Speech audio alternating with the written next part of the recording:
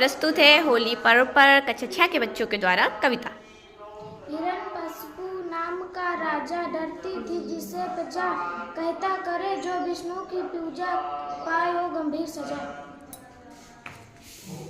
ना दिन में ना रात में ना अंदर का ना मनुष्य ना जानवर मरे मिले था ब्रह्मा जी का जन्मा बालक फिर पहला जो विष्णु की पूजा करे लीन हुआ भक्ति में बालक होनी चाहे ना करे।